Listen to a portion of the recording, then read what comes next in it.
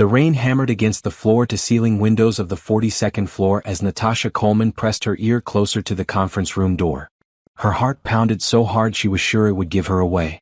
Inside, she could hear Jonathan Reynolds, the billionaire CEO of Reynolds Tech, speaking in that cold, calculated voice she'd grown to both love and fear over the past 8 months of their secret relationship. "Gentlemen, let me be absolutely clear about one thing." Jonathan's voice cut through the mahogany door like a blade. "I will never have children. Ever. They're nothing but distractions, financial drains, and career killers. Any woman who thinks she can change my mind about this is sadly mistaken. I've built this empire from nothing, and I won't let anyone or anything compromise it." The investor's laughter that followed felt like shards of glass piercing Natasha's chest.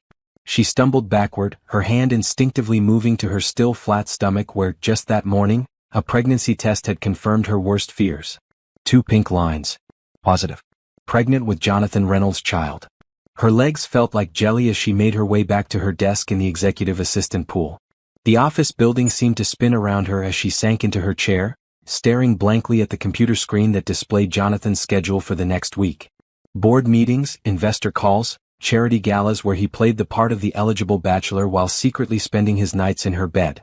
The irony wasn't lost on her.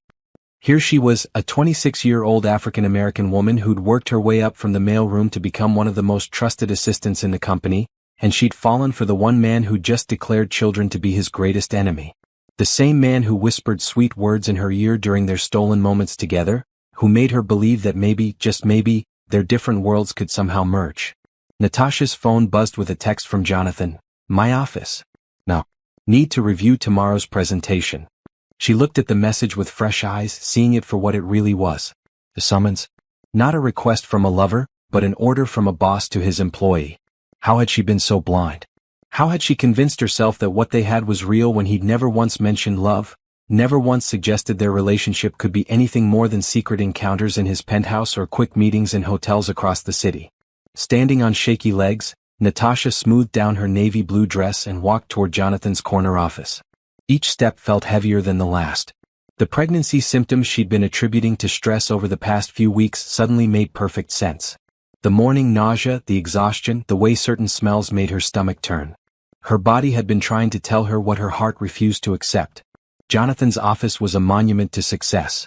Awards lined the walls, photos of him with world leaders and celebrities filled every surface, and his degrees from Harvard Business School hung prominently behind his massive desk. As she entered, he didn't look up from his laptop, his perfectly styled dark hair catching the light from the desk lamp. "Close the door," he said without lifting his eyes. "I need these quarterly reports reorganized by sector before the morning meeting." Natasha closed the door but didn't move toward his desk. Instead, she stood there, memorizing every detail of the man she thought she loved. At 34, Jonathan Reynolds was everything women supposedly wanted. Tall, handsome, wealthy beyond measure, with piercing blue eyes and a jawline that belonged on magazine covers.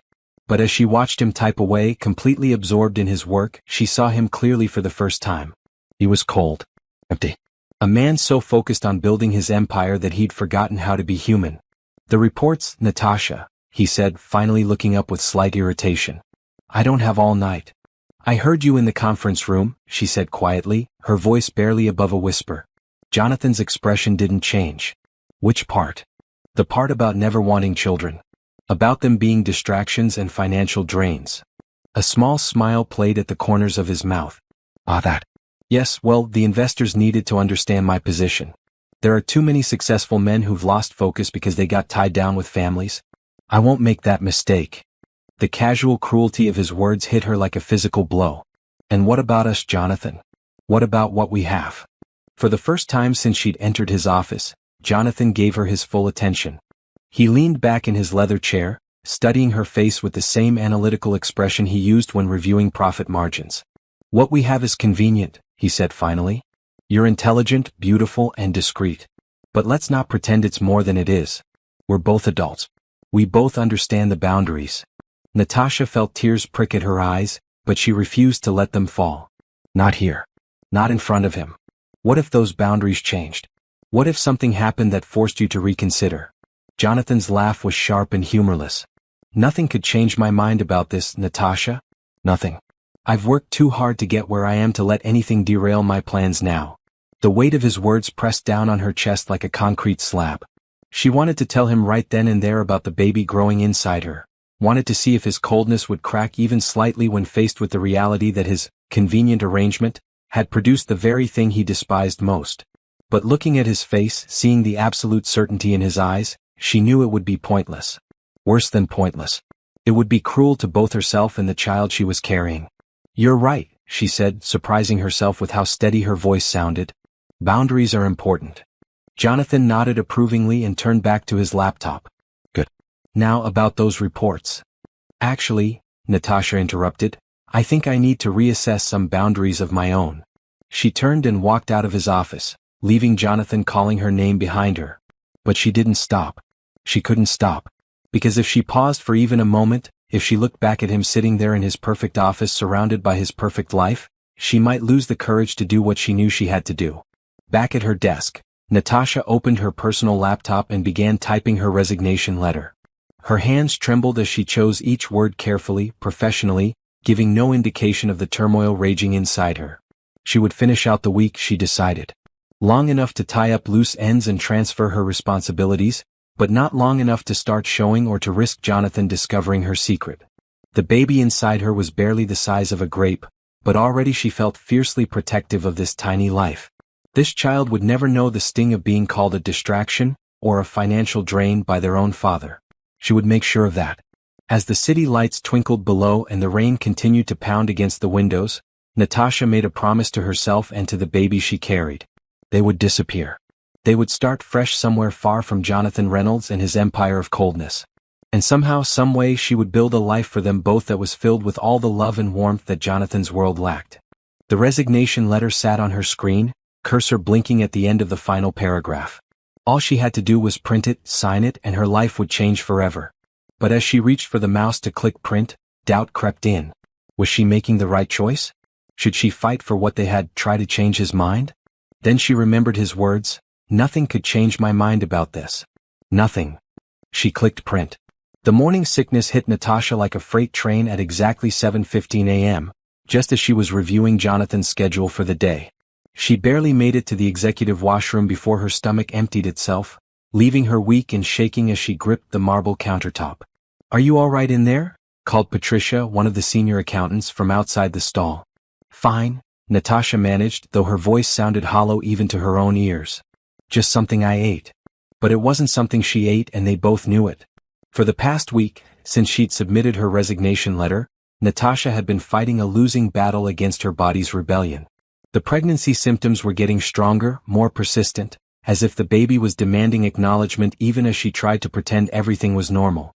She splashed cold water on her face and reapplied her lipstick, studying her reflection in the mirror. To anyone else she looked the same. Professional. Put together. But she could see the changes beginning. The slight fullness in her cheeks, the way her suits felt just a bit tighter around the waist, the exhaustion that no amount of coffee could cure. Walking back to her desk, she tried to ignore the way Jonathan's cologne lingered in the air near the elevator bank. He'd arrived early for his breakfast meeting with the Japanese investors, and the familiar scent made her stomach lurch again. Everything about him seemed to trigger her nausea now, as if her body was rejecting even the memory of their time together. Her phone rang and Jonathan's name appeared on the caller ID. She let it go to voicemail just as she had with his previous 3 calls that morning. Since she'd walked out of his office the week before, he'd been trying to reach her, sending increasingly frustrated text messages and emails asking why she was being difficult. He didn't know about her resignation yet. Human Resources had asked her to keep it confidential until they could arrange for her replacement, which gave her exactly 4 more days to maintain this charade. 4 more days of pretending that seeing him didn't break her heart all over again. 4 more days of hiding the morning sickness, the fatigue, and the growing certainty that she was making the right choice by leaving. "Natasha." Jonathan's voice carried across the office floor, and she looked up to see him striding toward her desk. He looked impeccable as always in his charcoal gray suit, but there was something different in his expression. Concern? Irritation? She couldn't tell. "You missed my calls," he said, stopping directly in front of her desk. "I was in the restroom," she replied, not technically lying. "The Japanese investors are waiting in conference room A. Your presentation materials are already set up." Jonathan studied her face intently, and for a moment, Natasha was terrified he could see right through her. That somehow he'd figure out what she was hiding just by looking at her. "You look pale," he said finally. "Are you feeling well?" The irony of his concern made her want to laugh and cry at the same time. Here he was worried about her health, while completely oblivious to the fact that she was carrying his child. A child he'd made it abundantly clear he never wanted. "I'm fine," she said, turning back to her computer screen. "Just tired. Maybe you should take a sick day. I can have Patricia cover your responsibilities." "No," Natasha said too quickly, then forced herself to sound calmer. No thank you. I have too much to finish before the end of the week." Something in her tone must have alerted him because Jonathan's eyes narrowed slightly. "Is there something you're not telling me?" Yes, she wanted to scream. "I'm pregnant with your baby, and you've made it clear that this child will never be welcome in your perfect, controlled world. I'm leaving you before you can reject us both." Instead, she smiled the same professional smile she'd perfected over the past 2 years. "Just the usual pre-weekend rush. You should go. The investors don't like to be kept waiting." Jonathan hesitated for a moment longer, then nodded. "We'll talk later." As he walked away, Natasha allowed herself one moment of weakness. She watched the confident set of his shoulders, the way other employees automatically stepped out of his path, the casual authority with which he commanded every room he entered. In another life, in another world, maybe things could have been different. Maybe he could have been the kind of man who'd be thrilled about an unexpected pregnancy, who'd see it as a blessing rather than a burden. But this wasn't another life. This was reality, and reality was Jonathan Reynolds telling a room full of investors that children were nothing but distractions, while his own child grew silently inside the woman he thought was just a convenient arrangement. Her computer chimed with a new email, and Natasha's heart sank when she saw it was from Dr. Rodriguez's office, confirming her appointment for the following Monday. Her first official prenatal visit. By then she'd be gone from Reynolds Tech, hopefully settling into a new apartment in whatever city she'd chosen for her fresh start. She'd been researching possibilities all week. Seattle looked promising. Good job market, far enough from New York that she was unlikely to run into anyone from Jonathan's world, and a decent cost of living. She'd already submitted applications to several event planning companies and had gotten positive responses from 2 of them. The plan was simple. Finish out the week, use the weekend to pack and arrange the move, and disappear before anyone could ask too many questions. She'd saved enough money over the past 2 years to get established somewhere new, and she was confident in her skills. Building a new life would be challenging but not impossible. What she hadn't counted on was how much it would hurt to leave behind the dreams she'd built around Jonathan. Despite everything, despite his coldness and his refusal to see their relationship as anything more than convenience, she'd fallen in love with him. She'd imagined a future where his walls came down, where he learned to let people in, where they could build something real together. Now those dreams felt foolish and naive. Jonathan Reynolds was exactly who he appeared to be. A brilliant, successful, emotionally unavailable man who'd made his priorities clear from the beginning. She was the one who'd been stupid enough to hope for more. Her phone buzzed with a text from her sister Kima in Atlanta. "How's the job hunt going? Still thinking about that move?" Natasha had told her family she was considering relocating for better career opportunities, which wasn't entirely a lie. She just hadn't mentioned the pregnancy or Jonathan's role in her decision. Her parents had worked so hard to put her through college, had been so proud when she landed the job at Reynolds Tech. They'd be devastated to learn she was throwing it all away because she'd gotten involved with her boss and ended up pregnant. "Making progress," she texted back. "Should have news soon." Another wave of nausea hit her, and she discreetly pulled a sleeve of crackers from her desk drawer. The morning sickness was supposed to get better after the first trimester, according to the pregnancy websites she'd been secretly reading. She just had to make it through the next few weeks without anyone noticing. "Rough morning?" Patricia asked, appearing at her desk with a concerned expression. "Just a little stomach bug," Natasha said, hoping she sounded convincing. "Nothing serious." Patricia nodded sympathetically. "There's something going around. My daughter had the same thing last week. Lots of fluids and rest, that's what the doctor recommended. If only it were that simple." Natasha smiled and thanked her, then turned back to her work. She had Jonathan's travel itinerary to finalize, 3 board meetings to coordinate, and a charity auction to organize. Normal tasks for a normal day, except nothing about this felt normal anymore. Every time she typed Jonathan's name or saw his signature on a document, she thought about the baby growing inside her. Their baby. A child who would have Jonathan's sharp intelligence and maybe his blue eyes, combined with her determination and warmth. A child who would never know that their father had once declared children to be the enemy of success. As the day wore on, Natasha found herself making mental notes about her replacement. Whoever took over would need to know about Jonathan's preference for morning meetings, his hatred of conference calls that ran over their scheduled time, and his tendency to skip lunch when he was focused on a project. Small details that would help them succeed in a role that had taken her months to master. It felt strange, cataloging these intimate knowledge bits about a man she was about to leave forever. In some ways she knew Jonathan better than anyone. She knew he kept emergency suits in his office closet, that he preferred his coffee black with just a hint of sugar, that he got a small scar on his chin from a childhood accident he never talked about. She knew he worked late when he was stressed, that he had a weakness for old jazz music, and that sometimes in unguarded moments, she caught glimpses of the man he might have been if success hadn't hardened him. But she also knew he was incapable of love, at least the kind of love she and their baby would need. He'd made that clear in every interaction they'd had since she'd overheard him in the conference room. To him, she was still just an employee, their relationship still just a convenience he could control and compartmentalize. As 5 p.m. approached, Natasha began shutting down her computer and organizing her desk. 3 more days. 3 more mornings of hiding her pregnancy symptoms. 3 more afternoons of pretending her heart wasn't breaking every time she looked at Jonathan. 3 more nights of lying awake planning a future that didn't include the man she loved. She could do this. She had to do this. For her baby's sake and for her own. The positive pregnancy test sat on Jonathan's bathroom counter like a small pink accusation. Natasha had been carrying it in her purse for 2 weeks, and tonight, in his penthouse apartment where they'd shared so many intimate evenings, she'd finally found the courage to show him. "What is this?" Jonathan asked, his voice eerily calm as he picked up the test with 2 fingers, holding it like it might contaminate him. Natasha sat on the edge of his king-sized bed, her hands folded in her lap to stop them from shaking. The elegant bedroom that had once felt like a romantic escape now felt like a courtroom where she was about to be sentenced. "It's a pregnancy test," she said quietly.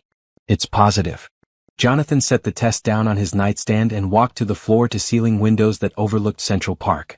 His reflection in the glass looked like a stranger, all sharp angles and cold calculation. The man who had held her just hours earlier, who had whispered her name like a prayer, was gone. "How long have you known?" he asked without turning around. 2 weeks. "I wanted to be sure before I told you." "Sure of what?" "That you were pregnant, or sure that I was trapped?" The cruelty in his voice made Natasha flinch. "Trapped? Jonathan, this wasn't planned. I'm on birth control. Sometimes these things just happen." He spun around, and the look on his face made her blood run cold. Gone was any trace of the passion they'd shared, any hint of the connection she thought they'd built. In its place was pure, icy fury. "Don't," he said, his voice low and dangerous. "Don't pretend this is some innocent accident. I know how these games work, Natasha. Successful man, vulnerable employee, convenient pregnancy, it's the oldest trick in the book." "Games?" Natasha stood up, anger finally overriding her fear. "You think I planned this? You think I wanted to get pregnant by a man who just told a room full of investors that children are his worst nightmare? I think you saw an opportunity and took it," Jonathan said coldly. "How much do you want?" The question hit her like a slap across the face. "Excuse me? How much money will it take to make this problem go away? 50,000? 100? I'll have my lawyer draw up a confidentiality agreement. We can have this handled discreetly by the end of the week." Natasha stared at him, hardly believing what she was hearing. This was the man she'd fallen in love with, the man she'd believed was capable of more than the cold businessman everyone else saw. But standing here now, watching him reduce their child to a problem that could be solved with money, she realized she'd been living in a fantasy. "You want me to have an abortion," she said, her voice barely above a whisper. "I want you to be practical," Jonathan replied. "We both know this isn't what either of us wants. You're young, ambitious, with your whole career ahead of you. A baby would derail everything you've worked for. I'm offering you a way out that benefits us both." "Benefits us both?" Natasha laughed, but there was no humor in it. "You mean benefits you? This isn't about my career, Jonathan. This is about your precious image, your perfect bachelor lifestyle that you're not willing to sacrifice for anyone or anything." Jonathan's jaw tightened. "My lifestyle is none of your concern. What is your concern is the reality of the situation. I will never be a father to this child. I will never play house or pretend to be something I'm not. If you choose to go through with this pregnancy, you'll be doing it alone." Each word felt like a physical blow, but Natasha forced herself to stand tall. She'd known this was a possibility, had prepared herself for rejection, but the actual experience of it was worse than anything she'd imagined. Alone, she repeated. You'd really abandon your own child?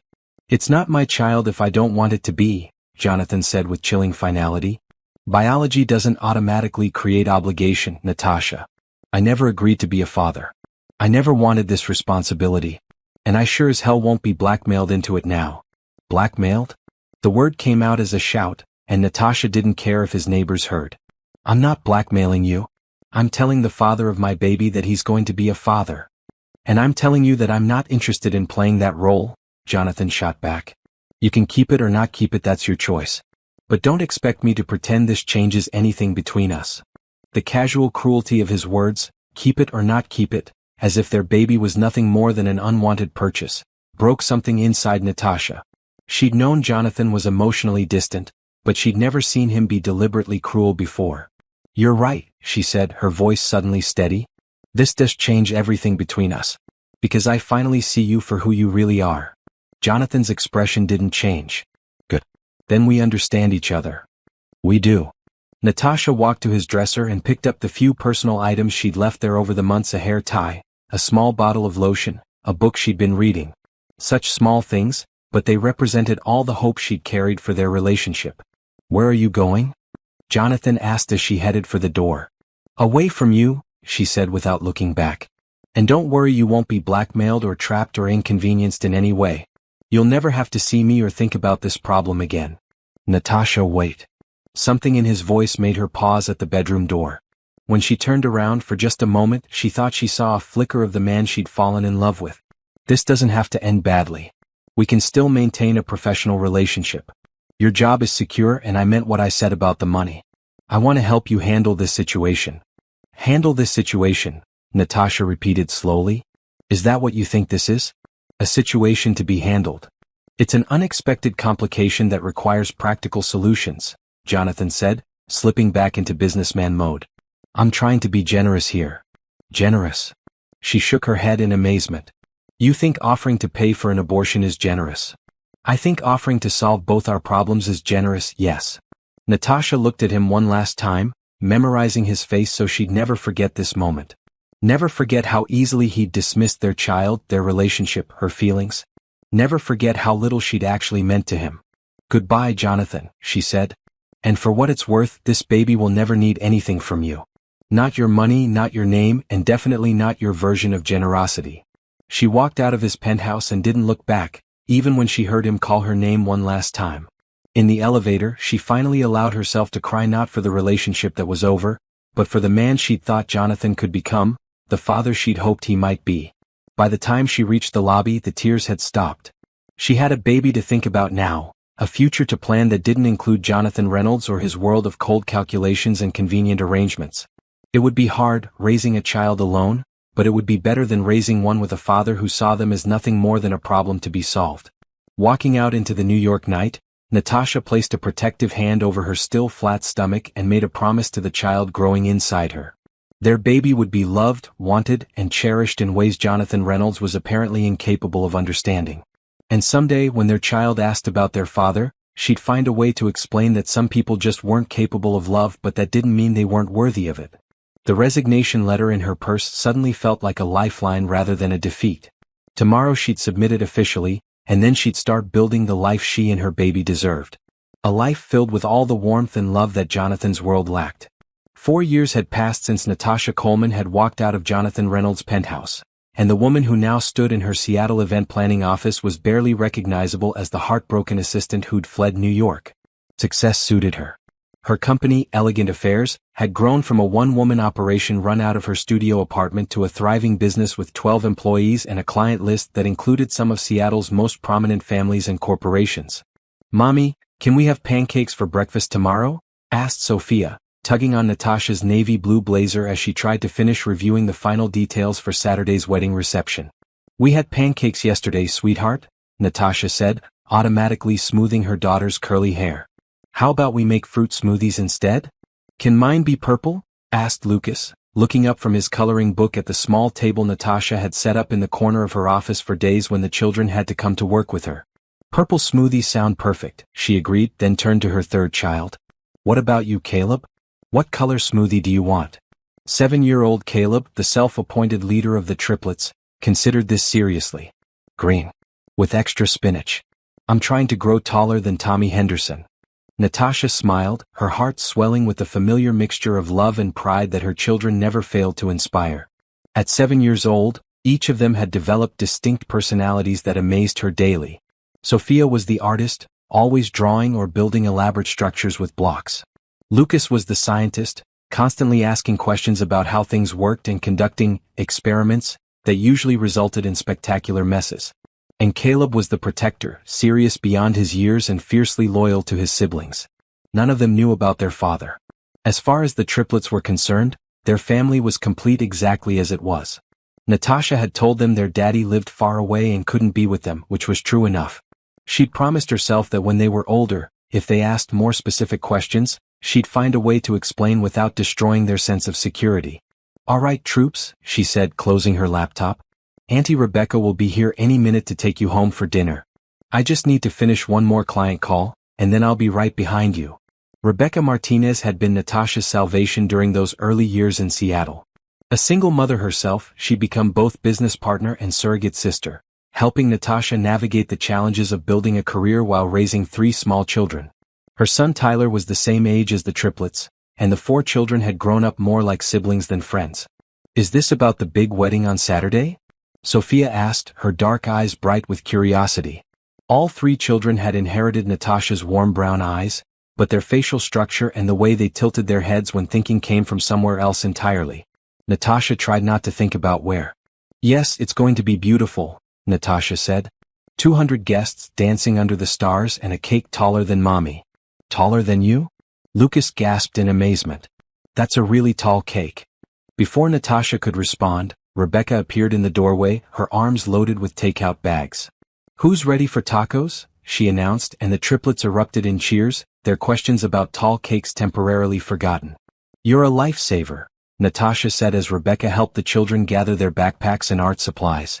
The conference call with the Morrison family shouldn't take more than an hour. Take your time, Rebecca said, then lowered her voice. Tyler's spending the night at his dad's, so it's just me and the triplets. We're planning a movie marathon and a fort building competition. After they left, the office felt strangely quiet. Natasha had grown so accustomed to the constant chatter and activity of her children that silence always felt a bit unnerving. She poured herself a cup of coffee and settled back at her desk to review her notes for the Morrison call. The Morrison family was new money in Seattle tech entrepreneurs who'd sold their startup for an astronomical sum and wanted to celebrate with a party that would establish their place in high society. It was exactly the kind of event that had made Elegant Affair's reputation, but something about Mrs. Morrison's demands reminded Natasha uncomfortably of the corporate world she'd left behind. All flash and no substance, designed to impress rather than celebrate. Her computer chimed with an incoming video call, and Natasha composed her professional smile before accepting. Good evening, Mrs. Morrison. I hope you're well. Natasha, darling, I've been thinking about the centerpieces, Mrs. Morrison began without preamble. I know we agreed on the white orchids, but I saw the most divine crystal arrangements at the Pemberton Gala last week. Much more sophisticated, don't you think? For the next 40 minutes, Natasha patiently worked through Mrs. Morrison's last-minute changes, her mind automatically calculating costs and logistics while maintaining the calm, professional demeanor that had made her business so successful. It was a skill she'd perfected during her years with Jonathan, the ability to remain composed and solution-focused no matter how unreasonable the demands became. After ending the call, Natasha leaned back in her chair and rubbed her temples. Sometimes she wondered what her life might have been like if she'd stayed in New York, if she tried to work things out with Jonathan instead of running away. Would he have eventually come around to the idea of fatherhood? Would he have learned to love their children the way she did? But then she thought about Caleb's gap-toothed grin when he solved a difficult math problem, or Sophia's excitement when she finished a new drawing, or Lucas's endless questions about everything from clouds to caterpillars. She thought about bedtime stories and goodnight kisses, first steps and first words that Jonathan had never seen because he'd made it clear he didn't want to. No, she decided for perhaps the 1000th time. She'd made the right choice. Her children were happy, healthy, and loved. They had friends, activities, and a mother who put them first always. They didn't need a father who saw them as inconveniences or mistakes to be managed. Her phone buzzed with a text from her mother in Houston. "How are my grandbabies? Send pictures." Natasha smiled and scrolled through her camera roll, selecting a photo from the previous weekend's trip to the Space Needle. The triplets were grinning at the camera, Seattle's skyline spread out behind them, looking like they owned the world. She sent it along with a heart emoji and a quick message, "Growing too fast. Miss you." The response came immediately, "Beautiful babies. When are you bringing them to visit?" Soon, Natasha promised herself.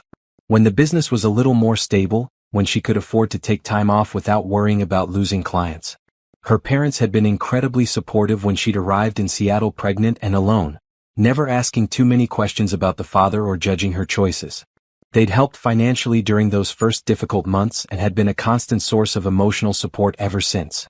They deserved to spend more time with their grandchildren, and the triplets deserved to know their extended family better. Maybe this Christmas, she thought. The holiday season was always quiet for event planning, and the children would love seeing snow in Texas if they were lucky. Gathering her things, Natasha took one last look around her office. The walls were covered with photos from successful events, thank you notes from satisfied clients, and artwork the triplets had created for her. It was a far cry from the sterile corporate environment she'd left behind in New York, and she'd built it all herself. Tomorrow would bring new challenges: the Morrison party preparations, 3 client meetings, and a school conference about Lucas's advanced reading level. But tonight was for her children, for bedtime stories and goodnight kisses, for the simple joy of being exactly where she belonged. As she locked up the office and headed to her car, Natasha allowed herself a moment of pride in how far she'd come. The scared, heartbroken woman who'd fled New York was gone, replaced by someone stronger, more confident, and infinitely happier. She'd built a good life for herself and her children, and that was more than enough. The future stretched ahead of them, full of possibilities and free from the shadows of the past. And for the first time in years, that felt like exactly where she wanted to be. Jonathan Reynolds sat in the back of his black Mercedes, watching the Seattle skyline emerge through the morning fog as his driver navigated the unfamiliar streets. 4 years had passed since he'd last thought seriously about the Pacific Northwest, but the tech acquisition that had brought him here was too important to delegate. His company was expanding rapidly, and the innovative software firm based in Seattle represented exactly the kind of forward-thinking partnership Reynolds Tech needed. "The hotel is just ahead, sir," his driver informed him through the intercom. "Shall I wait while you check in?" "No, that won't be necessary," Jonathan replied, not looking up from his tablet where he was reviewing the acquisition terms one final time. "I'll call when I need pickup for the afternoon meetings." At 38, Jonathan had achieved everything he'd set out to accomplish and more. Reynolds Tech had doubled in size over the past 4 years, expanding into international markets and earning him a spot on every most eligible bachelor list in New York.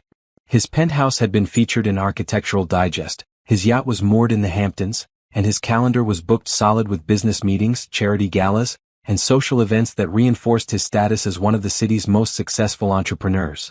Yet as he stepped out of the car and breathed in the crisp Seattle air, something felt different. Maybe it was being away from the familiar rhythms of New York, or maybe it was the way the city seemed to move at a slightly slower pace, but for the first time in months, Jonathan felt like he could actually think clearly. The hotel lobby was modern and elegant, all clean lines and floor-to-ceiling windows that showcased the city's dramatic landscape.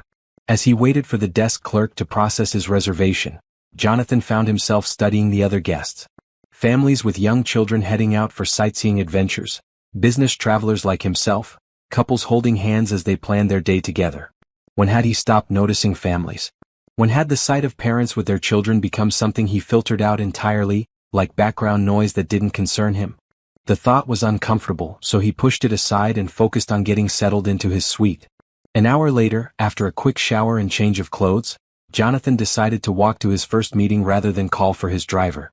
The Seattle offices of Meridian Software were only 6 blocks away, and the morning was crisp and clear, perfect weather for clearing his mind before what promised to be intense negotiations.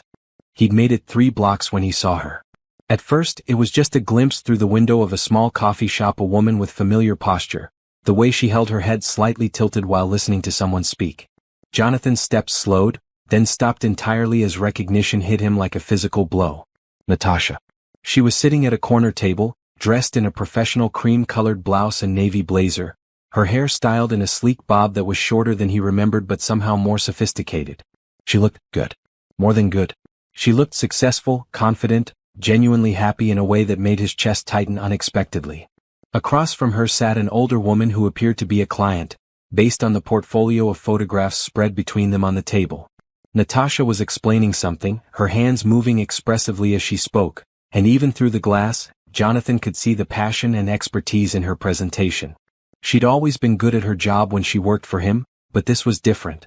This was Natasha in her element, clearly running her own show rather than managing someone else's empire. The transformation was startling. Jonathan stood frozen on the sidewalk, unsure whether to go inside or walk away. 4 years ago, she'd left without a word of explanation beyond her resignation letter. He tried calling, had even considered hiring someone to find her, but his pride had ultimately won out. If she wanted to disappear from his life, fine. He had more important things to focus on than tracking down a former employee who decided she couldn't handle the professional boundaries of their relationship. But seeing her now, looking so poised and successful, raised questions he'd spent 4 years avoiding. What had happened to make her leave so suddenly? Had she really been trying to trap him with that pregnancy, or had he misread the situation entirely? And what had become of? The thought stopped him cold. The pregnancy. In all his years of pushing that confrontation from his mind, focusing on business and moving forward, he'd never once wondered what had ultimately happened. Had she gone through with it? Had she taken his advice and handled the situation discreetly? As if sensing his stare, Natasha looked up from her client meeting and glanced toward the window. Their eyes met for just a moment across the glass in the busy street, and Jonathan saw her expression shift from casual interest to shock to something that might have been panic. She said something quickly to her client, gathered up the photographs, and within 30 seconds, both women were heading toward the back of the coffee shop. Jonathan waited, but Natasha didn't emerge from the rear exit. She was avoiding him just as she had 4 years ago. The realization stung more than he cared to admit. Whatever had happened between them, whatever had driven her to leave New York, she clearly had no interest in revisiting it. Or him. Jonathan forced himself to continue walking toward his meeting, but his mind was no longer on software acquisitions or business deals. Instead, he found himself analyzing every detail of what he'd seen. Natasha's expensive clothes, her confident demeanor, the professional portfolio that suggested she was running some kind of consulting business. She'd built a life for herself here in Seattle, had clearly thrived in ways that surprised him. Had he underestimated her back then? Had his assumptions about her motivations been wrong?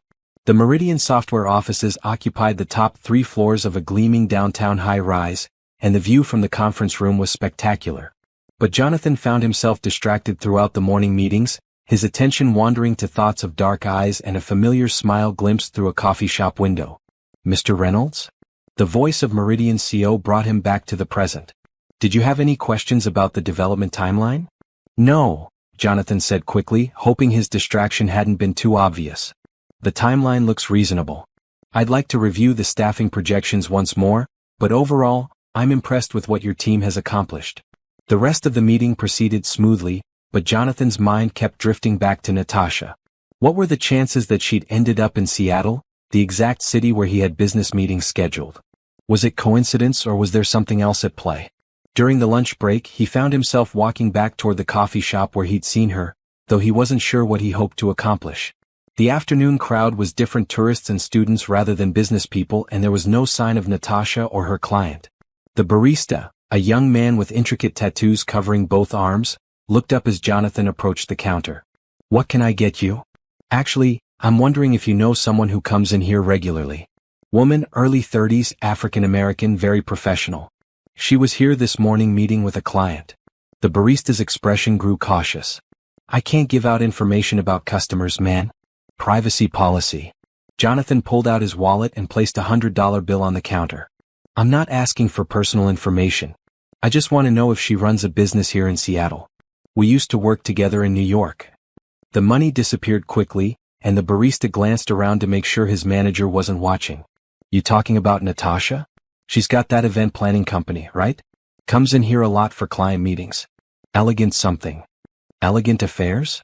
Jonathan guessed, and the barista nodded. Yeah, that's it. Real nice lady. Tips well, always polite to the staff. You say you used to work together? Something like that, Jonathan said, then ordered a coffee he didn't really want and left with more questions than answers. Back at his hotel that evening, after a successful day of meetings that had essentially sealed the Meridian acquisition, Jonathan sat in his suite with his laptop open to Google. It took less than 5 minutes to find Elegant Affairs' website, and what he saw there made him sit back in his chair with something approaching amazement. The company was impressive. Really impressive. High-end corporate events, celebrity weddings, charity galas, the kind of sophisticated affairs that required serious organizational skills and business acumen. The testimonials were glowing, and the photo gallery showcased events that looked like they belonged in magazines. And there, on the About Us page, was Natasha's professional headshot. She looked directly at the camera with the kind of confident smile that spoke of someone who'd found their calling. The bio beneath the photo described her background in corporate event management and her vision for creating unforgettable experiences that exceed every expectation. No mention of New York. No mention of Reynolds Tech. No mention of him. Jonathan closed the laptop and walked to the floor-to-ceiling windows that looked out over Elliott Bay. Somewhere in this city, Natasha Coleman was living a life he'd never imagined she was capable of building. She'd taken whatever skills she'd learned working for him and turned them into something entirely her own. He should be happy for her success. He should be glad that she'd found a way to thrive after leaving his company. Instead, he felt something he couldn't quite identify: regret, maybe, or curiosity about the path not taken. Tomorrow he'd fly back to New York, back to his perfectly controlled world of board meetings and profit margins and social obligations that felt increasingly hollow. But tonight, for the first time in 4 years, Jonathan Reynolds found himself wondering what might have happened if he'd handled things differently. What might have happened if he'd been a different kind of man? The email arrived at 9:47 a.m. on a Tuesday, and Natasha nearly choked on her coffee when she saw the sender's name in her inbox: Reynolds Tech Corporate Events. Her hands shook slightly as she opened the message, scanning the formal language that requested a consultation for a high-profile corporate conference requiring sophisticated event management services. The contact person was listed as Jennifer Walsh, executive assistant, but Natasha knew with sinking certainty who was really behind this request. "Everything okay?" Rebecca asked, looking up from her own laptop where she was reviewing vendor contracts for the weekend's charity auction. "I'm not sure," Natasha said honestly. She read the email again, looking for any mention of Jonathan's name, but found none. The event was described as a 3-day technology conference for 300 attendees, scheduled for the following month. High budget, flexible on details, requesting a meeting at the client's earliest convenience. It was exactly the kind of lucrative contract that Elegant Affairs specialized in, the kind that could fund her business for months and establish new corporate connections. Under normal circumstances, she'd be thrilled to receive an inquiry of this caliber. But these weren't normal circumstances. "Rebecca," she said slowly, "what would you do if a ghost from your past suddenly wanted to hire you?" Her business partner raised an eyebrow. "A good ghost or a bad ghost?" "Complicated ghost." "Ah." Rebecca closed her laptop and gave Natasha her full attention. "This is about the mystery man from New York, isn't it? The one you've never told me about?" Natasha had never shared the details of her relationship with Jonathan, but Rebecca was too perceptive to believe that 3 children and a sudden cross-country move had happened without a compelling reason. She'd never pushed for information respecting Natasha's privacy, but her questions were always there, unasked but understood. "Maybe," Natasha admitted. "I saw him yesterday. Here in Seattle. And now his company wants to hire us for a major event." Coincidence? Jonathan Reynolds doesn't believe in coincidences. Everything he does is calculated, planned, strategic. Rebecca leaned forward, her expression serious. "Natasha, you've built something incredible here. Don't let anyone from your past make you question what you've accomplished." "I'm not questioning anything," Natasha said quickly. I need to think about this. About whether I can handle being in the same room with him again." The truth was more complicated than that. Seeing Jonathan through the coffee shop window had brought back a flood of memories she'd worked hard to suppress. Not just the pain of his rejection but the good times too.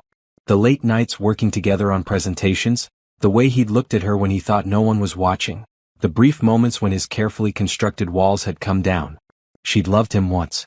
Completely, foolishly, without reservation. And despite everything that had happened, despite 4 years of building a life without him, part of her still remembered how that felt. "You know what I think?" Rebecca said. "I think you should take the meeting. Not because you owe him anything but because you owe it to yourself to face this from a position of strength. You're not the same woman who left New York 4 years ago. You're successful, independent, and confident. Let him see what he lost." Before Natasha could respond, the office door burst open and 3 small tornadoes rushed in, backpacks flying and voices raised in animated debate about something that had happened at school. "Mommy?" Sophia threw herself into Natasha's arms. "Tommy Henderson said that girls can't be scientists, but I told him that's stupid because you're a scientist for parties and you're the best scientist ever." "Event planning is definitely a science," Natasha agreed, hugging her daughter close and breathing in the familiar scent of strawberry shampoo and childhood excitement. "Did you tell Tommy about all the chemistry involved in making cakes rise? And the physics of lighting design," Lucas added helpfully, settling into his usual spot at the small table in the corner. "And the mathematics of guest ratios and seating arrangements." Caleb, always the most serious of the three, studied his mother's face with an intensity that sometimes unnerved her. "Are you okay, Mommy? You look worried." "I'm fine, sweetheart," she assured him, but she could see he wasn't entirely convinced. Caleb had an uncanny ability to read her moods, perhaps sensing that as the oldest, by 12 minutes, he had some responsibility to watch out for everyone else. "Is it about work?" he asked. "Because Rebecca always says that work problems are just puzzles waiting to be solved." Out of the mouths of babes. Natasha looked at her son, at all three of her children, and felt her resolve strengthen. Rebecca was right. She wasn't the same woman who'd fled New York pregnant and heartbroken. She was a successful businesswoman, a devoted mother, and someone who'd built a good life through her own determination and hard work. If Jonathan Reynolds wanted to hire Elegant Affairs, she'd treat him like any other client. Professional, competent, and completely unaffected by their personal history.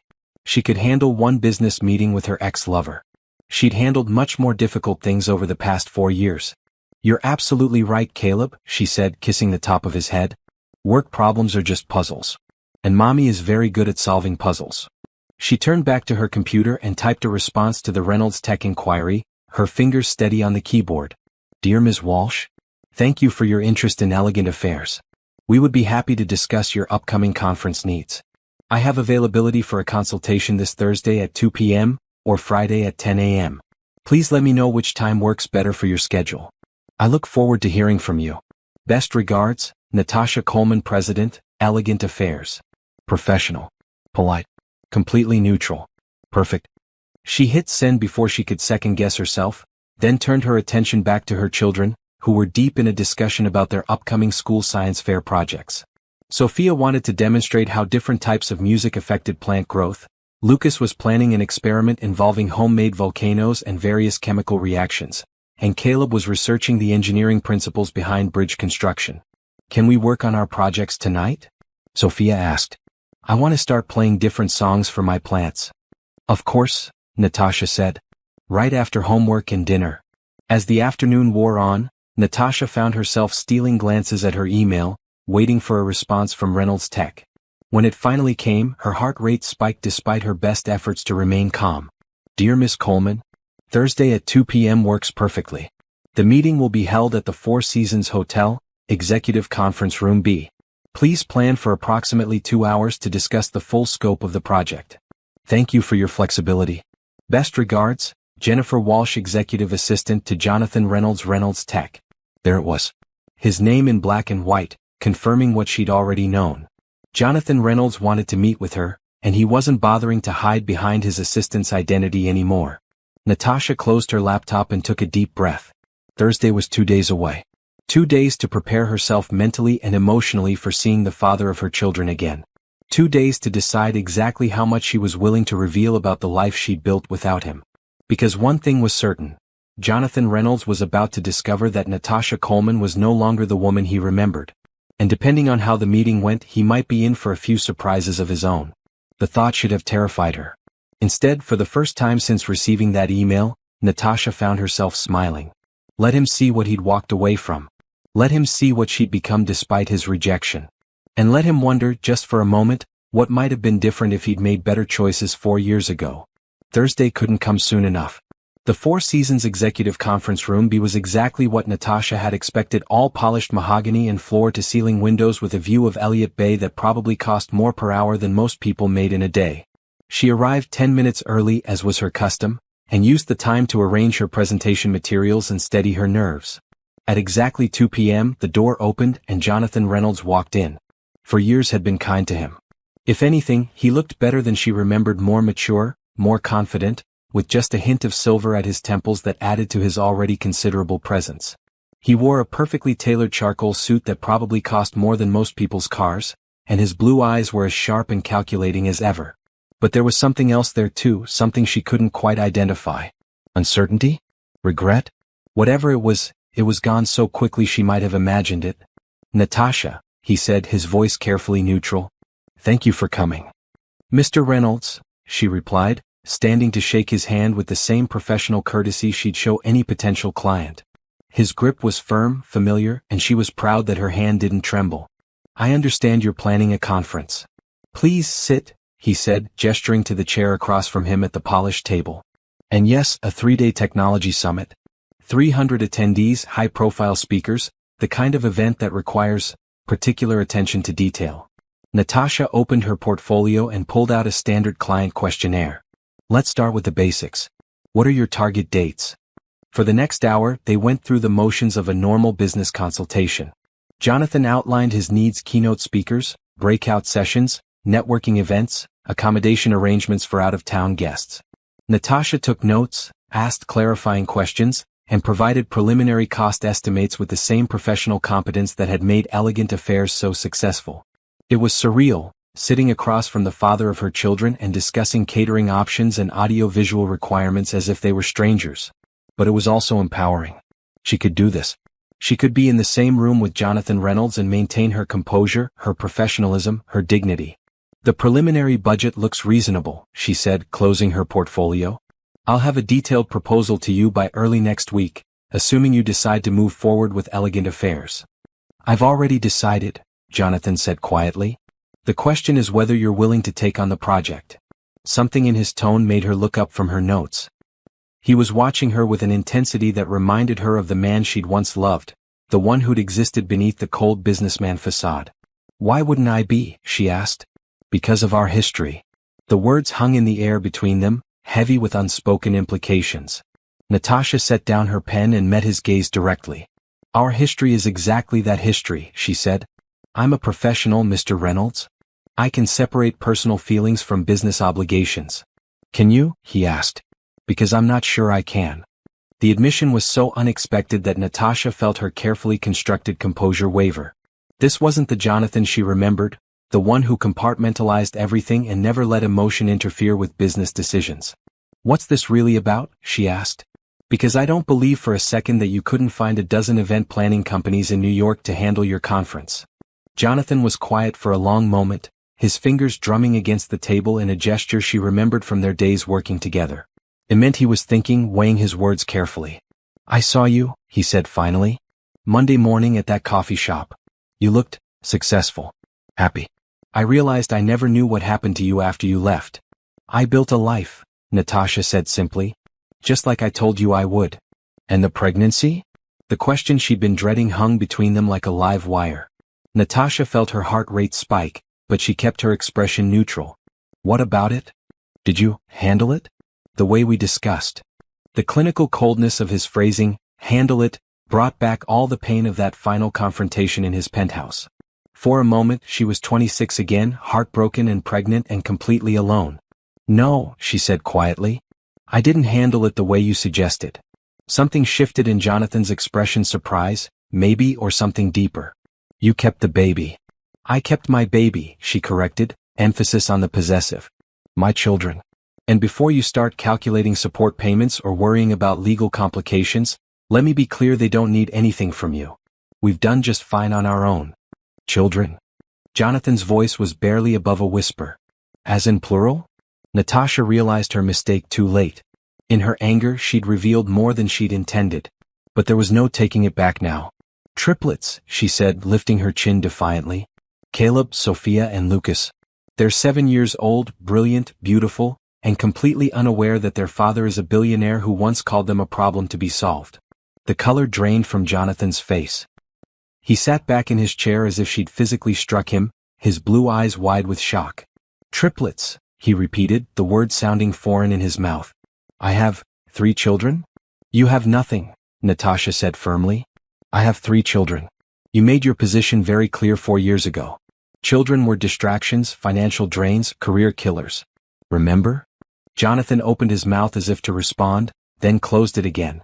For perhaps the first time in his adult life, The master of corporate communications seemed to be at a complete loss for words. "I need to see them," he said finally. "No. Natasha, please. I know I handled things badly before, but..." "Badly?" She stood up abruptly, her professional composure finally cracking. "You offered me money to have an abortion. You accused me of trying to trap you. You told me you'd never be a father to my child, that biology doesn't create obligation. Which part of that would you like to revise now?" "All of it," Jonathan said, standing as well. "Every word. I was wrong, Natasha. Completely, inexcusably wrong." "You were honest," she corrected. "Maybe brutally so, but honest. You didn't want children then, and I'm sure you don't want them now. The only thing that's changed is that you've discovered they exist." "That's not true. Isn't it?" Natasha began gathering her materials, suddenly desperate to get out of this room, away from those blue eyes that were looking at her with something that might have been pleading. "You've had 4 years to reach out, Jonathan. For years to wonder what happened, to check if I was okay, to show even the slightest interest in the consequences of our relationship. But you didn't because it was easier to pretend none of it ever happened. I tried to find you," he said quietly. "After you left. I had people look into where you might have gone. But you disappeared completely. Because I wanted to disappear. Because I knew that any involvement with you would be devastating for my children." She paused at the door, turning back to face him one last time. "They're happy, Jonathan. They're secure and loved, and they have everything they need. I won't let you disrupt that just because you're suddenly curious about what you walked away from. They're my children too." The words stopped her cold. Not because they weren't true, but because of the way he said them, with a kind of wonder, as if he was just beginning to understand what that meant. "Biologically, yes," she said. "In every way that matters, no. Being a father isn't about DNA, Jonathan. It's about showing up. It's about putting someone else's needs before your own ambitions. It's about love that doesn't come with conditions or exit strategies." She opened the door, then paused one more time. "Regarding the conference, I'll decline the contract. I'm sure you'll find someone else who can handle your event planning needs. Someone without complicated personal history." "Natasha, wait." But she was already gone, walking quickly through the hotel lobby and out into the Seattle afternoon, her heart pounding with a mixture of anger, pain, and something else she didn't want to examine too closely. Behind her, in the conference room, Jonathan Reynolds sat down heavily in his chair and stared out at Elliott Bay. Somewhere in this city were 3 children, his children who didn't know he existed. 3 7-year-olds who had grown up without him because he'd been too selfish and scared to see past his own ambitions. For the first time in his adult life, Jonathan Reynolds understood what real regret felt like. And for the first time since building his empire, he wondered if success might not be worth what it had cost him. Jonathan stood outside Lincoln Elementary School at 3:15 p.m. on a Friday afternoon, feeling more nervous than he had before any board meeting, merger negotiation, or high-stakes presentation. He'd spent the past week researching Natasha's life with the same methodical thoroughness he applied to business deals, and what he'd discovered had both amazed and humbled him. She lived in a modest but well-maintained house in the Ballard neighborhood. Her children attended this school, where Caleb was reportedly gifted in mathematics, Sophia had won the first-grade art contest, and Lucas had been selected for the advanced reading program. They took swimming lessons at the community center, participated in Little League, and according to social media posts from other parents, were well liked by their classmates and teachers. In other words, they were normal, happy children living normal, happy lives. The kind of lives Jonathan had convinced himself were impossible to achieve with his demanding career and complicated lifestyle. The school bell rang, and within minutes, children began pouring out of the building in the chaotic, joyful way that only elementary school dismissal could produce. Jonathan positioned himself near a large oak tree, close enough to observe but far enough away to avoid drawing attention from teachers or parents. He spotted them immediately. 3 children walking together, backpacks bouncing, engaged in animated conversation about something that required elaborate hand gestures. Even from a distance, Jonathan could see himself in their features, the shape of their faces, the way they carried themselves, the identical head tilt that he recognized from his own childhood photos. But they were unmistakably Natasha's children too. They had her warm brown eyes, her expressive gestures, and something else that took him a moment to identify: an easy confidence, a security in their place in the world that spoke of being deeply loved. "That's not fair," the little girl Sophia was saying as they got closer to where Jonathan stood. "Mrs. Peterson said we could use any materials we wanted for the diorama, but then she said no glitter because it makes a mess." "Glitter always makes a mess," replied the boy who had to be Caleb, speaking with the patient tone of someone much older than 7. That's why she probably changed her mind. But messy can be beautiful, Sophia protested. Mommy says some of the best things in life are a little messy. The third child, Lucas, was only partially listening to his siblings' debate. Instead, he was studying a caterpillar he'd found on the sidewalk, watching its movements with the intense focus of a born scientist. Guys, look at this, he said, stopping completely. I think it's getting ready to make a cocoon. We should take it home and watch it turn into a butterfly. We can't take it home, Caleb said practically. It belongs outside with its family. But what if its family moved away and it can't find them? Lucas asked, genuine concern in his voice. The innocent question hit Jonathan like a physical blow. What if its family moved away and it can't find them? The parallel was too obvious, too painful to ignore. Then it makes a new family, Sophia said with 7-year-old wisdom. Like Tommy Henderson's mom did when his dad moved to Oregon. She says families don't have to be the same as everyone else's to be good families. Jonathan watched, transfixed, as Caleb carefully scooped up the caterpillar and placed it on a nearby tree. There, he said. Now it's home where it belongs. Caleb, Sophia, Lucas. A familiar voice called from across the playground, and Jonathan's breath caught as Natasha appeared, walking quickly toward the children. She was dressed casually in jeans and a light blue sweater, her hair pulled back in a ponytail, looking more relaxed and beautiful than he'd ever seen her. Mommy, all 3 children called out simultaneously, running toward her with the unrestrained joy that children reserved for their favorite people. She caught them in a group hug, laughing as they all tried to talk at once about their day. One at a time, she said, still smiling. Sophia, you first. Mrs. Peterson said no glitter for our dioramas, which is totally unfair because how are we supposed to make snow that looks real without glitter? Maybe we can think of another way to make realistic snow, Natasha suggested.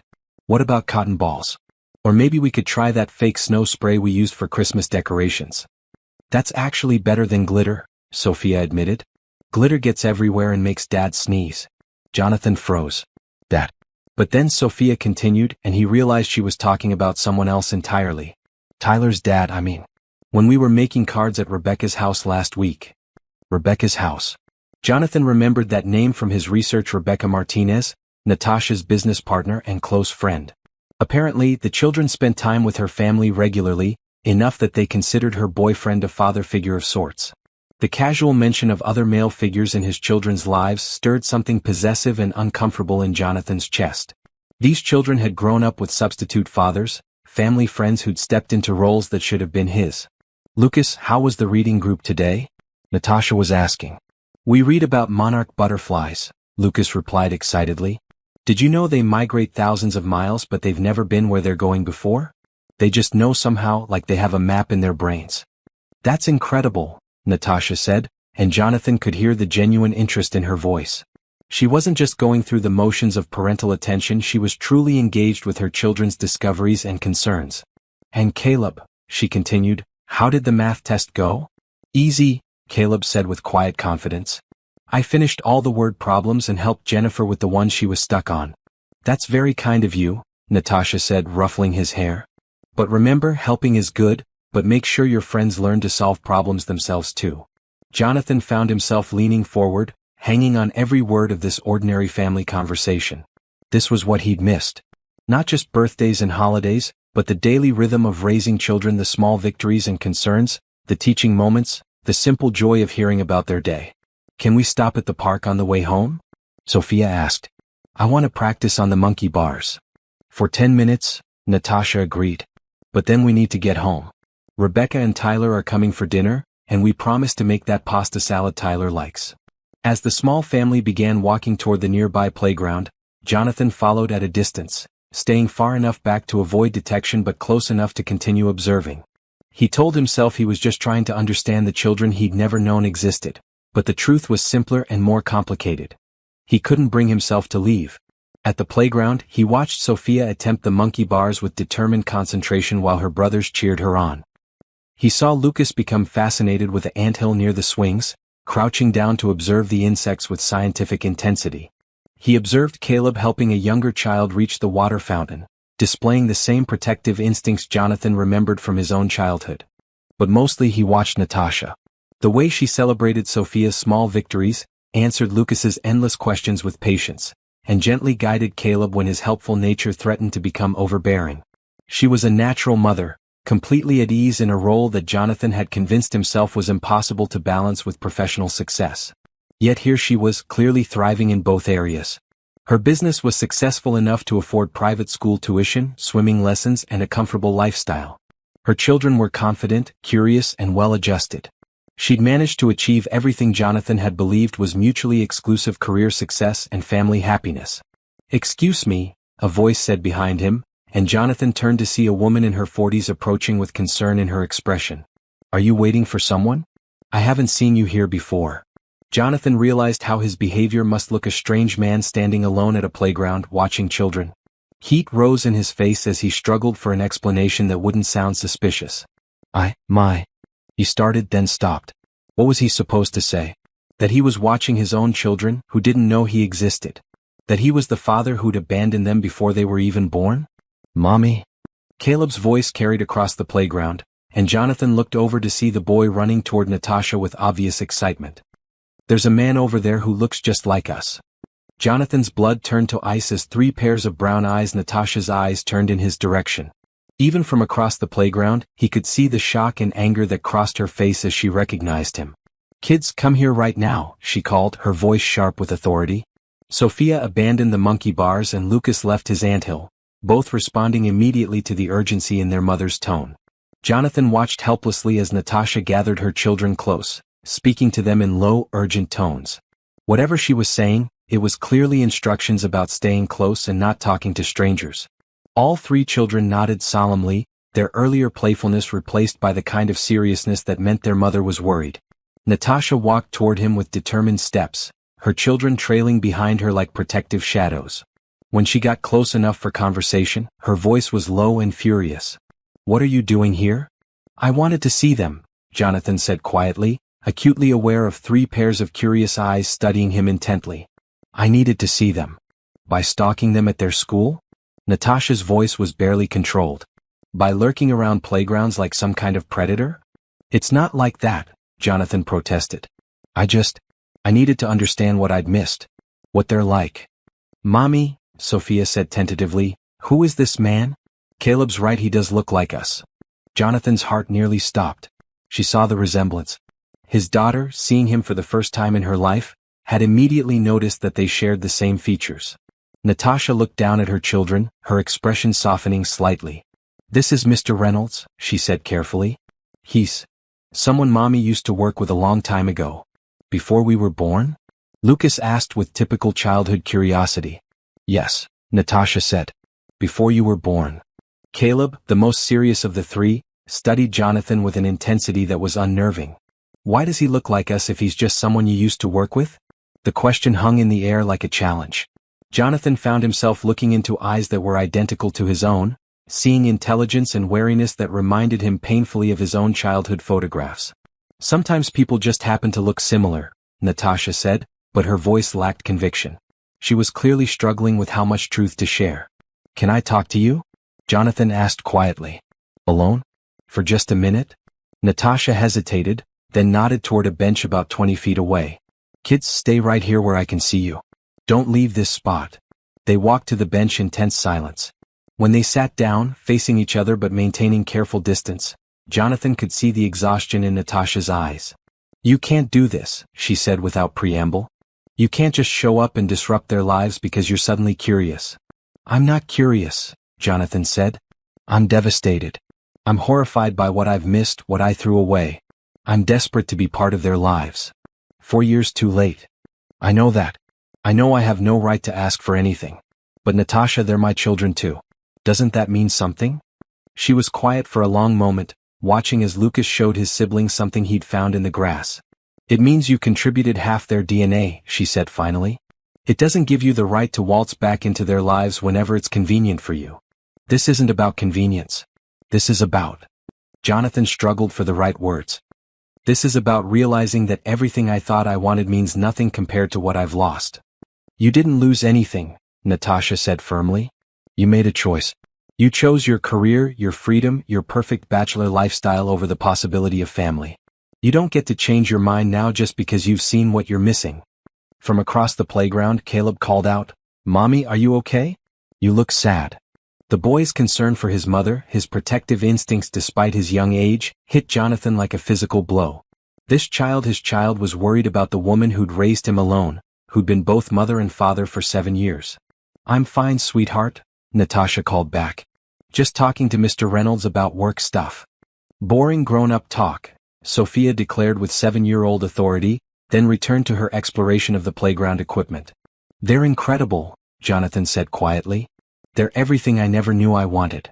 "They don't need your validation," Natasha replied. "They don't need you to tell them they're incredible. They already know they're loved and valued because I've spent 7 years making sure of it. I want to be part of that. I want to know them, to be their father." "You want to be their father?" Natasha's voice rose slightly, then she caught herself and lowered it again. "Being a father isn't something you can just decide to do when it becomes appealing to you. It's getting up at 3 a.m. when they have nightmares. It's sitting through every school play and soccer game, even when you have important meetings. It's putting their needs before your own ambitions, every single day. I can do that." "Can you?" She studied his face intently. "Can you really? Because these children deserve stability, Jonathan.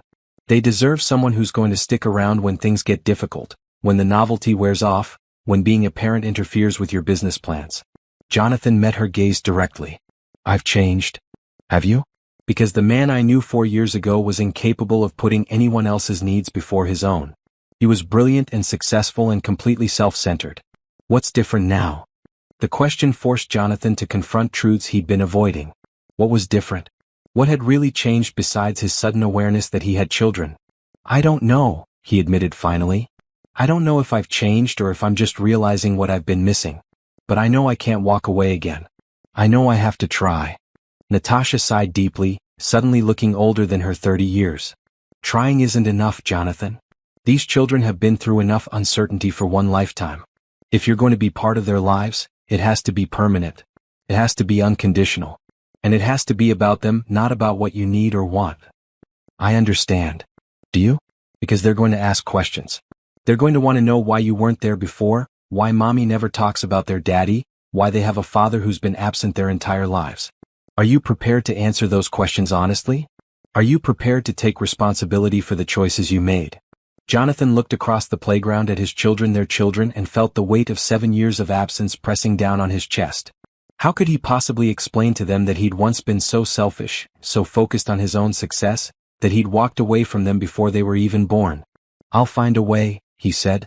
"Whatever it takes, I'll find a way to earn their trust. And yours."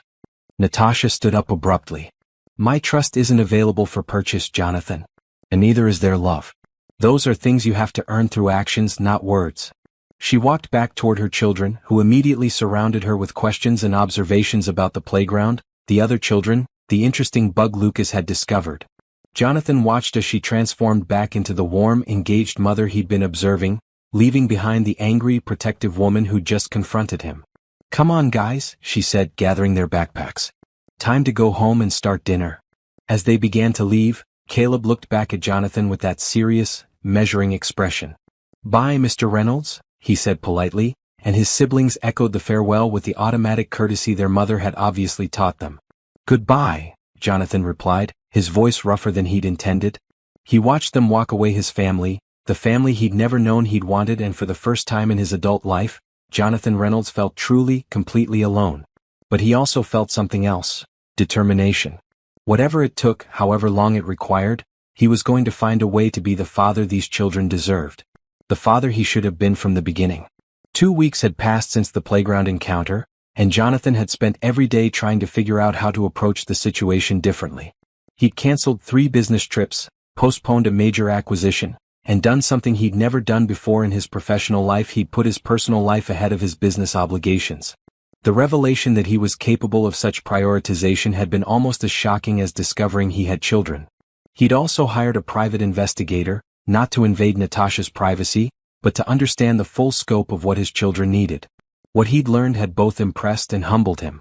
Natasha had built a good life for them, but it wasn't without challenges. She worked long hours to maintain her business, often bringing the children to the office when childcare fell through. Their house needed repairs she couldn't afford immediately. Caleb had been asking about taking advanced math classes that weren't available at their current school. These were problems Jonathan could solve, but he knew better than to think money alone would earn him a place in their lives. He needed a different approach, something that demonstrated genuine commitment rather than just financial resources. The opportunity came in the form of a small crisis. Jonathan was in his hotel suite, reviewing quarterly reports, when his phone rang with an unfamiliar local number. "Mr. Reynolds?" The voice was professional but stressed. "This is Rebecca Martinez, Natasha Coleman's business partner. I'm calling because we have a situation that requires immediate attention, and Natasha mentioned you've been trying to reconnect." Jonathan's pulse quickened. "Is she okay? Are the children?" "Everyone's fine," Rebecca interrupted quickly. "But we're in a bind. Our biggest client of the year, the Morrison anniversary party, is tomorrow night. 200 guests, 6-figure budget, make or break event for our company. And our primary vendor just canceled on us." "What kind of vendor?" "Entertainment. We had a jazz quartet booked, but their lead singer is in the hospital with appendicitis. We've called everyone in the city, but it's Saturday night, short notice, and we need something sophisticated enough for this level of client." Jonathan was already reaching for his laptop. "What exactly do you need?" "Honestly? A miracle. The Morrisons are expecting live music, and without it, the whole event feels incomplete. She's trying to hold it together, but I can see how worried she is. This party could establish our reputation with Seattle's social elite, or it could destroy it." "Where are you now?" "At the venue, trying to set up backup options with a DJ, but it's not the same caliber as what was promised." Jonathan was already pulling up his contacts. "Send me the venue address. And Rebecca? Don't worry about the entertainment. I'll handle it." "Mr. Reynolds, I don't know what your budget is for gestures, but—" "Money isn't the issue," Jonathan said, already dialing another number. "Just give me 2 hours." After ending the call, Jonathan worked his network with the same intensity he brought to business deals. 3 phone calls to connections in New York. 1 conversation with a contact in Los Angeles. A significant favor called in from a friend in the music industry. 90 minutes later, he had secured something better than a replacement jazz quartet. The Morrison anniversary party was being held at the Seattle Art Museum, a venue that perfectly showcased Natasha's eye for sophisticated event design. Jonathan arrived early, ostensibly to check on the entertainment arrangements, but really to see her in her element. She was everywhere at once, adjusting floral arrangements, directing servers, testing sound equipment, solving problems with the calm efficiency that had made her so valuable during her time at Reynolds Tech. She wore a simple black dress that was elegant without being ostentatious, and her hair was swept up in a style that managed to be both professional and beautiful. She was, Jonathan realized, exactly where she belonged. Not in some corporate office managing someone else's empire, but creating magic for people celebrating life's important moments. "The quartet is setting up in the East Wing," Rebecca said, appearing at his elbow. "I don't know how you pulled this off, but Natasha nearly cried when I told her we had replacement entertainment." "She doesn't know I was involved?" "I told her a friend had connections. She's too focused on the event to ask detailed questions right now." Jonathan nodded, watching as Natasha directed the placement of cocktail tables with the precision of a military commander. "She's incredible at this." "She's incredible, period," Rebecca said, then gave him a measuring look. "Which is why I hope you understand what you're dealing with. Natasha isn't just my business partner, she's my family. Those kids are like my own nephews and niece. If you're not serious about being in their lives permanently, walk away now." "I'm serious." "Are you?" "Because serious means showing up even when it's inconvenient. It means putting their needs before your business deals. It means being the kind of man those children can depend on, not just when it's easy but when it's hard." Before Jonathan could respond, music began floating through the museum's halls. Not just any music, but the rich, complex sound of one of New York's most sought-after jazz ensembles, a group that normally required months of advance booking and fees that most people couldn't afford. Natasha's head snapped up from across the room, her eyes widening as she recognized the quality of what she was hearing.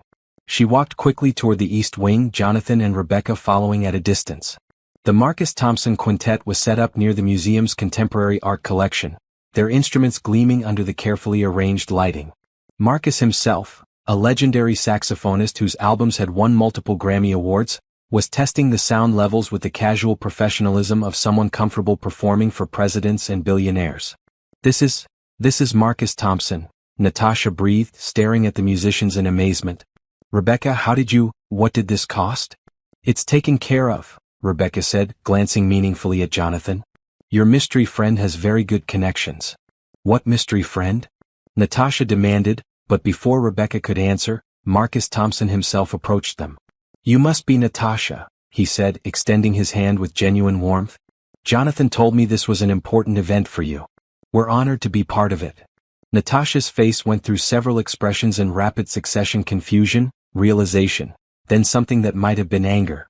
She turned slowly, scanning the room until her eyes found Jonathan standing near the museum's main entrance. Their gazes met across the crowded space, and Jonathan saw the conflict in her expression. Gratitude warring with suspicion, relief battling with the fear of what his involvement might mean. If you'll excuse me, she said to Marcus and Rebecca, then walked purposefully toward Jonathan. We need to talk, she said when she reached him, her voice carefully controlled. The guests will be arriving soon, Jonathan pointed out. Shouldn't you? Now, she said firmly, then led him to a quiet alcove away from the party preparations. Why? She asked without preamble. Why did you do this? Because you needed help. That's not an answer. You could have sent money, made a donation to my business, written a check. Why did you personally arrange for one of the most famous jazz musicians in the country to perform at my event? Jonathan studied her face, seeing the wariness beneath her professional composure. Because I wanted to do something that mattered. Something that showed I understand what your work means to you. This isn't about my work, Natasha said. This is about you trying to buy your way into our lives. Is it working? The question surprised a laugh out of her, though she tried to suppress it. Don't be charming, Jonathan. I'm trying to stay angry at you. Why? Because I helped you solve a problem? Because you're making it harder for me to keep you at a distance, she admitted. Because gestures like this make me remember why I fell in love with you in the first place. The words hung between them like a bridge neither was sure they should cross. Jonathan took a careful step closer. I remember too, he said quietly. I remember how you used to get that little crease between your eyebrows when you were concentrating. I remember how you took your coffee with 2 sugars but told everyone it was black because you thought it sounded more professional. I remember the way you'd bite your lip when you were nervous about presenting an idea. Stop, Natasha said, but there was less conviction in her voice. I remember how it felt to hold you. How it felt to think I'd found someone who understood the pressure I was under, who could match my ambition with her own. I remember thinking you were the most remarkable woman I'd ever met. And then you threw it all away, she said, the words coming out more hurt than angry. You threw us away because I represented everything you thought you didn't want. I was scared, Jonathan admitted. Terrified, actually. I'd built my entire identity around being independent, being in control. The idea of loving someone enough to make them a priority, of having children who would need me to be better than I was, it felt impossible. And now? Jonathan looked around the museum, seeing the elegant event Natasha had created, thinking about the children he'd watched at the playground who were brilliant and kind and completely unaware they had a father who was desperately trying to figure out how to earn their love. Now I think impossible might be worth trying for, he said. Before Natasha could respond, Rebecca appeared in the alcove. Sorry to interrupt, but the Morrisons just arrived, and they're asking to meet the event planner. Natasha immediately shifted back into professional mode, but Jonathan caught her hand as she started to leave. This conversation isn't over, he said. No, she agreed, meeting his eyes directly. It's not. As she walked away to greet her clients, Jonathan felt something he hadn't experienced in years: hope. Not just for a successful business deal or a profitable quarter, but for something infinitely more valuable and terrifying. The chance to be part of a family. The possibility that it might not be too late to become the man his children needed him to be. The party was a spectacular success. The Morrison anniversary celebration would be talked about in Seattle social circles for months, and Jonathan could see that Natasha's reputation was solidly established. But more importantly, he'd seen her in her element, creating joy for others with the same passion she brought to raising their children. She was extraordinary. She'd always been extraordinary. And somehow, against all odds, she was giving him a chance to prove he could be worthy of her, and of the family they'd created together. 6 months had passed since the Morrison anniversary party, and the Saturday morning routine at Natasha's house had evolved to include an unexpected addition.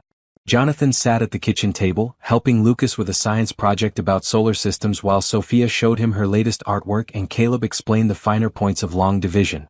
Dad, did you know that Jupiter has 79 moons? Lucas asked, carefully painting Saturn's rings with yellow watercolor. I didn't know that, Jonathan replied, though his heart still skipped a beat every time one of the children called him Dad.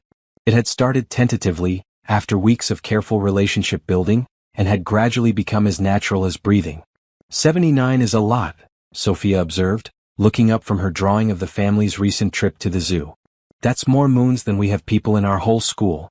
Much more, Jonathan agreed, watching as she added careful details to her picture of him pushing her on the swings. The fact that she'd included him in her artwork, that all three children now automatically considered him part of their family memories, still amazed him. Dad, Caleb said, not looking up from his math workbook, can you help me with this word problem? It's about calculating how much carpet you need for a room, but the room is a weird shape. Let me see, Jonathan said, leaning over to examine the problem. The easy way Caleb asked for help, the trust implied in the simple request, was something Jonathan treasured.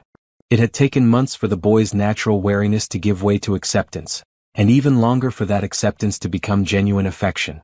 From the kitchen, Natasha called out, "Breakfast is ready. Come wash your hands."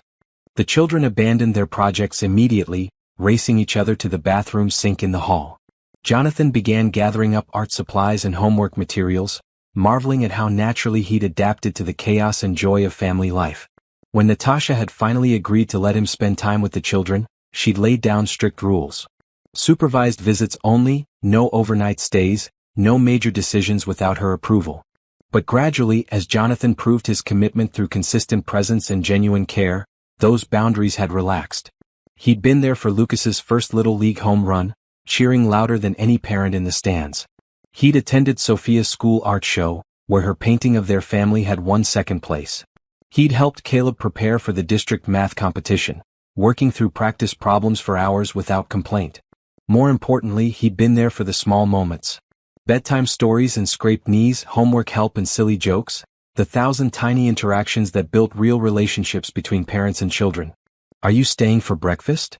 Sophia asked as they gathered around the kitchen table, already knowing the answer but asking anyway. "If your mom doesn't mind," Jonathan said, meeting Natasha's eyes across the table. "I think we can manage one more plate," she said, her smile soft and genuine.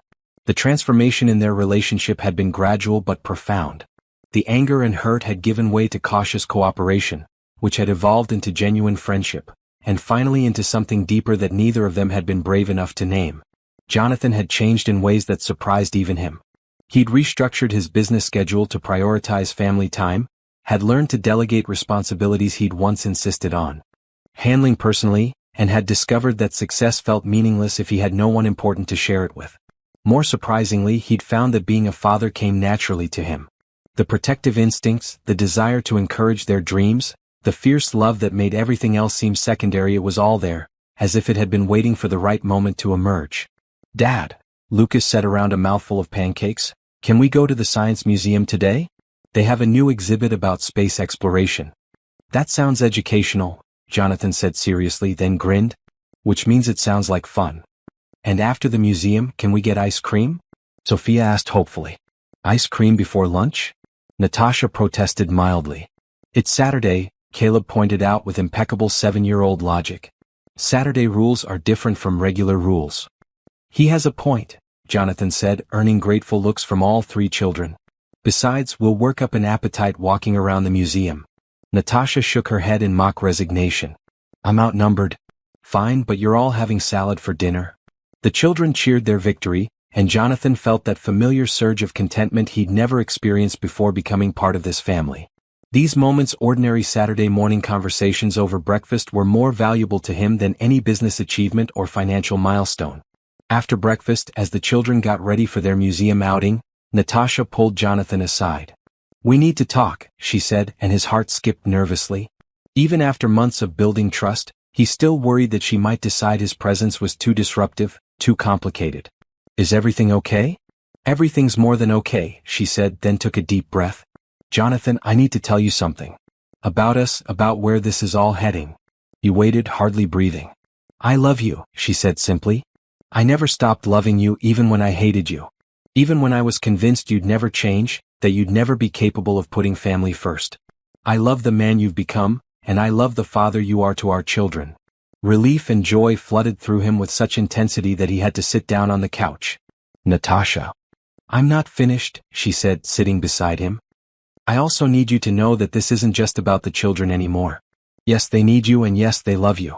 But I need you too. I need the man who arranged for Marcus Thompson to play at my event. I need the man who shows up to every school play and soccer game. I need the man who reads bedtime stories with different voices for all the characters.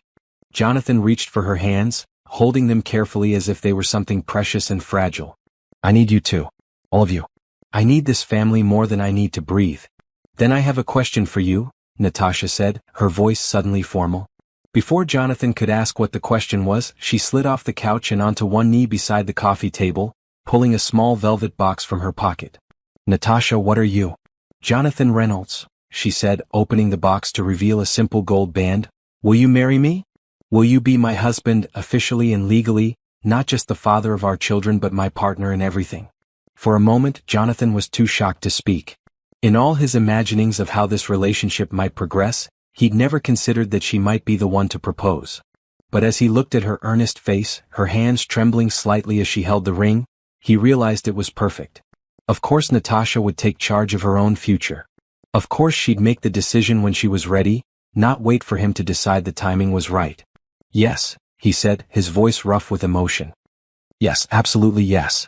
She slipped the ring onto his finger and he pulled her up into his arms, kissing her with 4 years' worth of regret and hope and love.